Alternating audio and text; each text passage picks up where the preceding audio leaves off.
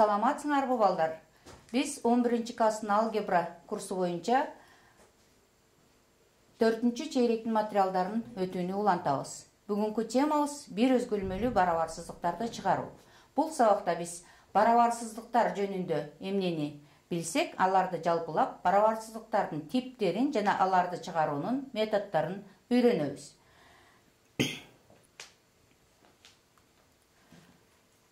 Fx чоң Gx барабарсыздыгынын чыгарылышы деп берилген барабарсыздыкты туура сан барабарсыздыгына айландырган x'тин каалагандай маанисин айтабыз. Эгерде бир өзгөрмөлүү 2 Fx чоң Gx жана Px чоң Hx барабарсыздыктарынын чыгарылыштары дал келсе, анда алар тең күчтүү болот. Эгерде Fx чоң Gx барабарсыздыгынын чыгарылышы Px чоң Hx барабарсыздыгынын чыгарылышына камтылган болсо, анда Px чоң Hx барабарсыздыгы Fx чоң Gx барабарсыздыгынын натыйжасы деп аталат. Мындагы барабарсыздык белги чоң, кичине, чоң же барабар, кичине же барабар болушу мүмкүн. Мисалы, x квадрат чоң 9 барабарсыздыгы жана 5x чоң 15 барабарсыздыгы берилсин. Биринчи барабарсыздыкты чыгарып, бул барабарсыздыктын чыгарылышы минус чексизден минус 3-кө чейинки жана 3-төн плюс чексизге чейинки сандар экендигин көрөбүз. Экинчи барабарсыздыкты чыгарып, бул барабарсыздыктын чыгарылышы 3-төн плюс чексизге чейинки сандар экенин көрөбүз. Мында экинчи барабарсыздыктын чыгарылышы биринчи барабарсыздыктын чыгарылышына камтылган болгондуктан, биринчи барабарсыздык экинчи барабарсыздыктын натыйжасы деп аталат. Теңдемелерди чыгарууда биз теңдеме натыйжанын жардамы менен табылган чет тамырларды текшерүүнүн жардамы менен алып салганбыз. Ал эми мында барабарсыздыктарда текшерүү кажетсиз, анткени барабарсыздыктар бир эле сан эмес, сан аралыктары келип чыгат. Ошондуктан барабарсыздыктарды чыгарууда тең күчтүү гана өзгөртүүлөрдү жүргүзгөнгө аракеттенишибиз керек. Эмесе барабарсыздыктардын тең күчтүүлүктөрү жөнүндөгү теоремаларды кайталап алалы. Биринчи теорема: эгерде кошулуучунун белгисин өзгөртүп, барабарсыздыктын бир бөлүгүнөн экинчи бөлүгүнө көчүрсөк жана барабарсыздык белгисин өзгөртпөсөк, анда берилген барабарсыздыкка тең күчтүү барабарсыздык келип чыгат. Экинчи теорема: эгерде барабарсыздыктын эки бөлүгүн тең бир эле так даражага көтөрсөк, анда барабарсыздык белгисин өзгөртпөсөк, анда берилген барабарсыздыкка тең күчтүү барабарсыздык келип чыгат. Үчүнчү теорема: A'нын Fx даражасы чоң A'нын Gx даражасы көрсөткүчтүү барабарсыздыгы, эгерде А бирден чоң болсо, Fx чоң Gx барабарсыздыгына, эгерде А 0 менен 1-дин арасында болсо, анда Fx кичине G барабарсыздыгына тең күчтүү болот. Башкача айтканда, А бирден чоң болсо, барабарсыздык белги өзгөрбөйт. Ал эми А бирден кичине болсо, анда барабарсыздык белги карама каршы белгиге өзгөрөт.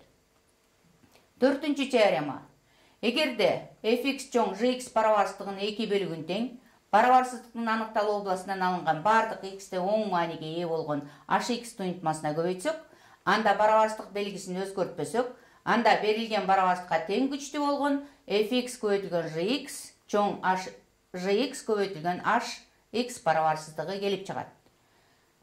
Эгерде Fx чоң Gx барабарсыздыгынын эки бөлүгүн тең, барабарсыздыктын аныкталуу областынан алынган бардык x'те терс мааниге ээ болгон Hx туюнтмасына көбөйтсөк жана барабарсыздык белгисин карама каршыга өзгөртсөк, анда берилген барабарсыздыкка тең күчтүү болгон Fx көбөйтүлгөн Hx кичине Gx көбөйтүлгөн Hx барабарсыздыгы келип чыгат. Бешинчи теорема: эгерде Fx чоң Gx барабарсыздыгынын эки бөлүгү тең, аныкталуу областында терс эмес болса, анда анын эки бөлүгүн тең бирдей эле жуп n даражасына көтөрсөк, анда берилген барабарсыздыкка тең күчтүү болгон Fx'тин n даражасы чоң Gx'тин n-инчи даражасындагы барабарсыздыгы алынат. Алтынчы теорема: эгерде Fx оң жана Gx оң болсо, анда логарифм А негизи боюнча Fx чоң логарифм А негизи боюнча Gx барабарсыздыгы, эгерде А бирден чоң болсо, fx чоң gx барабарсыздыгына. Эгерде a 0-дон 1-ге чейинки аралыкта болсо, анда fx кичине gx барабарсыздыгына тең күчтө болот. Башкача айтканда, a 1-ден чоң болсо барабарсыздык белги сакталат. Ал эми a 0 менен 1-дин арасында болсо, барабарсыздык белги карама каршы белгиге өзгөрөт. Ар бири берилген бардык барабарсыздыктардын айрым чыгарылышы болгон өзгөрмөнүн бардык маанилерин табуу керек болсо, бир нече бир белгисиздүү барабарсыздыктар барабарсыздыктардын системасын түзүшөт. Системадагы барабарсыздыктарды туура сан барабарсыздыгына айландырган өзгөрмөнүн маанилери барабарсыздар системасынын айрым чыгарылыштары деп аталат. Барабарсыздар системасынын айрым чыгарылыштарынын көптүгү барабарсыздар системасынын жалпы чыгарылышы болот. Башкача айтканда, барабарсыздыктардын системасынын чыгарылышы барабарсыздар системасынын айрым чыгарылыштарынын кесилиши болот. Ал эми ар бири берилген бардык барабарсыздардын жок дегенде биринин чыгарылышы болгон өзгөрмөнүн бардык маанилерин табуу керек болсо, бир нече бир белгисиздүү барабарсыздыктар барабарсыздыктардын жыйындысын түзүшөт. Өзгөрмөнүн маанилеринин ар бири барабарсыздардын жыйындысынын айрым чыгарылыштары деп аталат. Барабарсыздардын жыйындысынын айрым чыгарылыштарынын көптүгү барабарсыздардын жыйындысынын жалпы чыгарылышы болот. Башкача айтканда, барабарсыздардын жыйындысынын жалпы чыгарылыш көптүгү барабарсыздардагы жыйындысындагы айрым чыгарылыштардын биригүүсү болот. Барабарсыздардын системасы фигуралуу кашаа менен fx чоң gx, px чоң hx деп жазылат. Ал эми барабарсыздардын жыйындысы чарчы кашаа менен fx чоң gx, px чоң hx болуп жазылат. Же болбосо жөн эле fx чоң gx, px чоң hx деп катар эле жазылат. Мисалы, барабарсыздыктардын системасын жана жыйындысын чыгаргыла.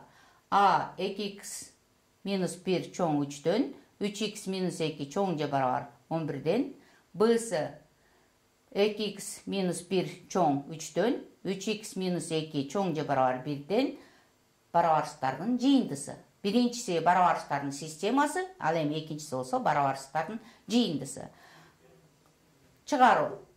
Барабарсыздыктардын системасын чыгарыш үчүн барабарсыздыктагы системадагы ар бир барабарсыздыкты тең күчтүү жөнөкөйлөтүп, x чоң 2-ден, x чоң же барабар 3-дөн 13 барабарсыздыктарына ээ болобуз. Бул барабарсыздардын чыгарылышын саногунда көрсөтсөк, чыгарылышы x 3-дөн 13 камтылган плюс чексизге чейинки сан аралыгы болот.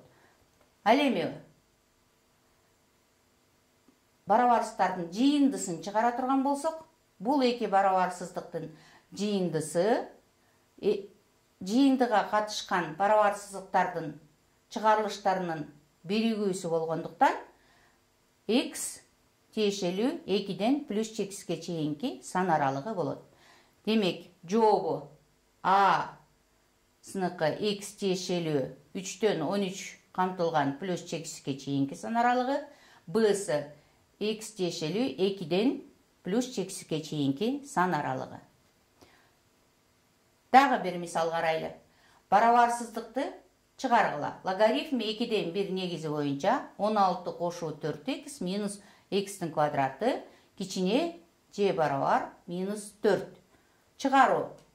Бул барабарсыздыкты чыгарыш үчүн оң жагындагы минус 4-тү өзгөртүп түзөбүз. Башкача айтканда, логарифм 2-ден 1 негизи боюнча 16 деп жазып алабыз.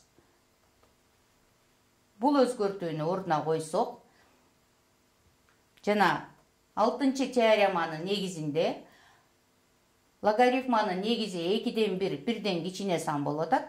Демек, биринчи аныкталуу областы боюнча логарифмасындагы туюнтма оң сан болуш керек. 16 плюс 4x минус x'тин квадраты чоң 0. 16 плюс 4x минус x квадрат чоң 16-дан. Барабарсыздык белгиси карама каршы белгиге өзгөрөт. Демек, берилген барабарсыздыктын чыгарылышы ушул эки барабарсыздыктардын системасынын чыгарылышына тең күчтө болот. Биринчи барабарсыздыктын чыгарылышы экинчи барабарсыздыктын чыгарылышына камтылгандыктан экинчи барабарсыздыкты чыгарабыз. Экинчи барабарсыздыкта x 4 минус x 4төн чоң болот дагы. Бул барабарсыздыктын чыгарылышы 0дон 4кө чейинки сан аралыгы болот. Демек, бул барабарсыздыктын жообу x тиешелүү 0дон 4кө чейинки сан аралыгы. Кесинди 0 дагы 4 дагы бул сан аралыгына тиешелүү болот. Логарифмы а негизи боюнча fx чоң логарифмы а негизи боюнча gx логарифмалык барабарсыздыктарды чыгаруунун методун карайлы. А бирден чоң болгон учурда мындай логарифмалык барабарсыздыктарды логарифманын аныкталуу областы боюнча fx чоң 0 жана gx чоң 0, fx чоң gx'тен деп жазып алабыз. А 0 менен 1дин арасында болгондо аныкталуу областы боюнча fx 0дон чоң, gx 0дон чоң жана А 0 менен 1дин арасында болгондуктан барабарсыздыктын белгиси карама каршыга өзгөртүп fx кичине gx түрүндө жаза алабыз. Байкап карасак, fx да gx да экөө тең оң сандар биринчисинде, а fx gx'тен чоң болгондуктан бул системаны gx чоң 0, fx чоң gx системасына алмаштырабыз. Башкача айтканда, кичине жагын эле чоң белгиде карап, fx чоң gx деп алабыз. Ал эми экинчи учурундагы fx да gx дагы оң сандар болгондуктан муну дагы fx чоң g, fx кичине gx барабарсыздар системасы менен алмаштырабыз. Мисал карайлы, барабарсыздыкты чыгаргыла. Логарифм x минус 2, 2x минус 3 чоң логарифм x минус 2, 24 минус 6x. Чыгарууда логарифманын негизи x минус 2 өзгөрүлмөлүү болгондуктан 2 учур болушу мүмкүн. Биринчи x минус 2 1ден чоң, экинчи x минус 2 0 менен 1дин арасында. Биринчи учурда бул барабарсыздыктын чыгарылышы барабарсыздыктардын системасын алып келет. Биринчи x минус 2 шарт боюнча 1ден чоң, экинчи 2x минус 3 аныкталуу область боюнча 0дон чоң, 24 минус 6x аныкталуу область боюнча 0дон чоң жана 6-чы теореманын негизинде 2x минус 3 чоң 24 минус 6x. Башкача айтканда барабарсыздыктын белгиси сакталат. Экинчи учурда шарт боюнча x минус 2 0 менен 1дин арасында, 2x минус 3 0дон чоң, 24 минус 6x 0дон чоң жана логарифманын негизи 0 менен 1дин арасында болгондуктан 2x кичине 24 минус 6x барабарсыздыктын белгисин карама каршы белгиге өзгөртөбүз. Бул барабарсыздыктын чыгарылышы ушул эки системанын биригүүсүнө, башкача айтканда жыйындысына алып келет. Биринчи барабарсыздыктарды чыгарып, сан аралыктарын саногунда көрсөтсөк, x тиешелүү 8ден 27ден 4кө чейинки сан аралыгы болот. Экинчи барабарсыздардын системасын чыгарып, сан аралыктарын саногунда көрсөтсөк, x тиешелүү 2ден 3кө чейинки сан аралыгы болот. Бул эки системанын жыйындысынын чыгарылышы болгондуктан жооп үчүн бул экөөнүн сан аралыктарынын биригүүсүн алабыз. Эми иррационалдык барабарсыздыктар жөнүндө кеп калалы. Иррационалдык барабарсыздыктар квадрат тамыралында fx кичине gx түрүндө болушу мүмкүн. Бул учурда аныкталуу областы боюнча тамырасындагы, квадраттык тамырасындагы туюнтма оң гана терс эмес сан болуш керек дегенден чоң же барабар 0, gx 0дон чоң жана 5-чи теорема боюнча эки жагы тең оң сан болсо, андаларды жуп даражага көтөрсөк, барабарсыздык белгиси сакталат дегенди эске алсак, бул иррационалдык барабарсыздык ушул барабарсыздыктар системасынын чыгарылышына тең күчтө болот. Иррационалдык барабарсыздыктардын дагы бир тиби квадрат тамыралында fx чоң gx барабарсыздыгы аныкталуу областы боюнча fx чоң же барабар 0дон gx терс сан болушу мүмкүн. Бул өзүнчө бир система. Экинчи учурда fx чоң же барабар 0 аныкталуу областы боюнча жана бул оң сандагы болушу мүмкүн. Ошондуктан берде 5-чи теорема боюнча квадратка көтөрсөк барабарсыздык белги сакталат. Демек, бул иррационалдык барабарсыздыктардын чыгарылышы ушул эки системанын жыйындысынын чыгарылышына алып келет. Мисалы, барабарсыздыкты чыгаргыла. A'сы квадрат тамырасында x квадрат минус x минус 12 кичине x'тан, B'сы x квадрат минус x минус 12 чоң x'тан болсун. A'сын чыгарыш үчүн биринчи типтеги иррационалдуу барабарсыздык болгондуктан квадрат тамырасындагы туюнтма x квадрат минус x минус 12 чоң же барабар 0дон x 0дон чоң болуш керек жана x квадрат минус x минус 12 кичине x квадраттан. Биринчи квадраттык барабарсыздыкты квадраттык функциянын касиеттерине таянып чыгарсак, минус чексизден минус 3кө чейинки сан аралыгын берет. Экинчи аралыгы 4төн плюс чексизге чейинки сан аралыгы. Ушул эки сан аралыгынын биригүүсү. Ал эми үчүнчү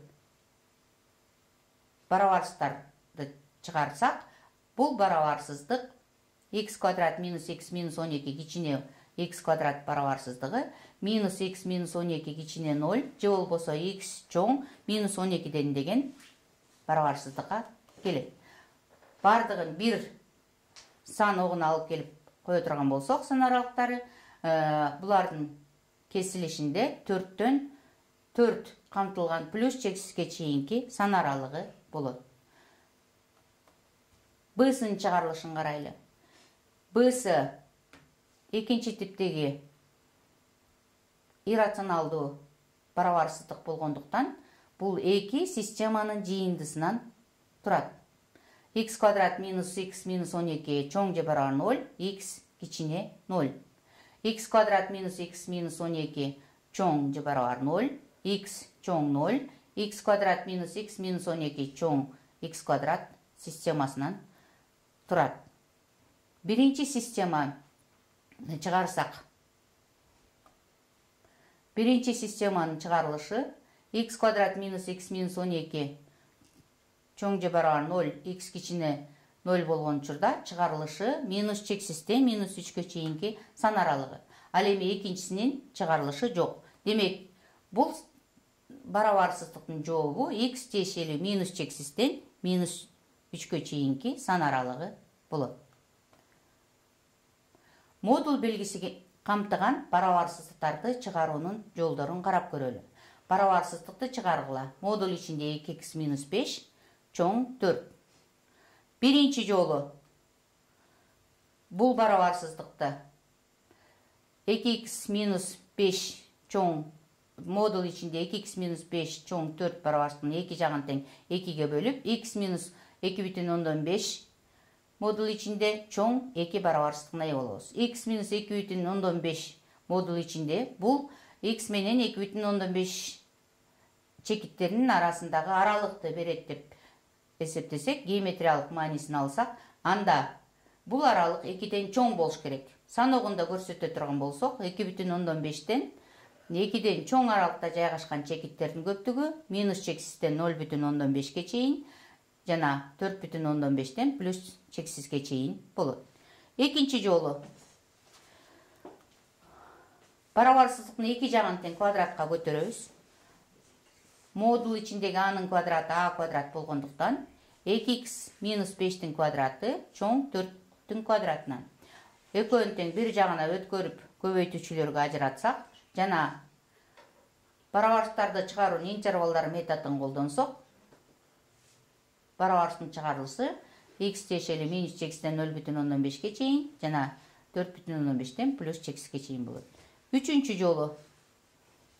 жолу модул ичиндеги туюнтма оң сан деп эсептесек, анда ал оң сан, ал эми анын ичиндеги сан 4төн чоң болот. Демек 2x чоң же барабар 2,15, x чоң 4,15 деген барабарчылардын системасына ээ болобуз. Бул барабарчылардын системасынын чыгарылышы 4,15тен чоң сандар. Экинчи учурда барабарчылыктын модулдун ичиндеги туюнтма терс сан болсун десек, анда минус 2x минус 5 чоң 4төн болот. Анда x кичине 2,15тен жана x кичине 0,15тен. Бул барабарчылыктын чыгарылышы дагы x тиешели минус чексизден 0,15ке чейин жана 4,15тен плюс чексизге чейин. Эмесе көңүл бурганыңыздар үчүн чоң рахмат. Бүгүнкү сабагыбыз ушуну менен аяктады. Бүгүн сабакта барабарсыздыктардын айрым типтерин жана аларды чыгаруунун методдорун карап өттүк. Кайрадан көрүшкөнчө саламатта болгула. Бул берүүлөрдү силер ЛТР Маданият каналынын YouTube баракчаларынан көрсөңүздөр болот.